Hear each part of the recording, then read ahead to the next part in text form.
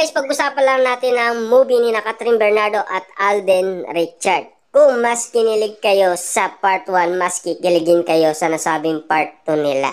Dahil mas kaabang-abang nga naman kasi guys, na tayo ay magkakaroon na naman ng panibagong mapapanood kina Catherine Bernardo at Alden Richard. Malapit na guys, 'di ba? 1 month na lang mapapanood na natin ang nasabing movie nila. At katakataka nga naman kasi guys, dahil mas grabe, dahil mas close na sila sa isa't isa.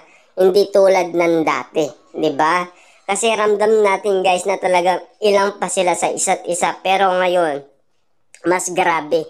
Dahil nagkaroon nga naman kasi ng bonding moment ang kanilang closeness. At sabi nga nila, MU na daw sila. Kaya guys, madali na lang ipakita ni na Alden Richard at Catherine Bernardo ang kanilang pagmamahalan bilang Ethan at Joy. Siyempre guys, dahil madali na lang gawin.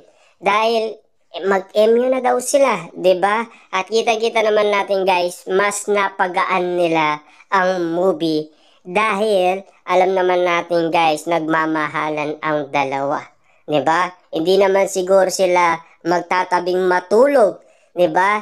Kung hindi sila close sa isa't isa. Papayag ba si Mami Min Bernardo sa ganon estado o sa ganon sitwasyon? Dahil alam niya na rin na matanda na rin si Catherine Bernardo. May tamang isip na rin yan, 'di ba? Kaya niya na rin disiplinahin ang kanyang sarili.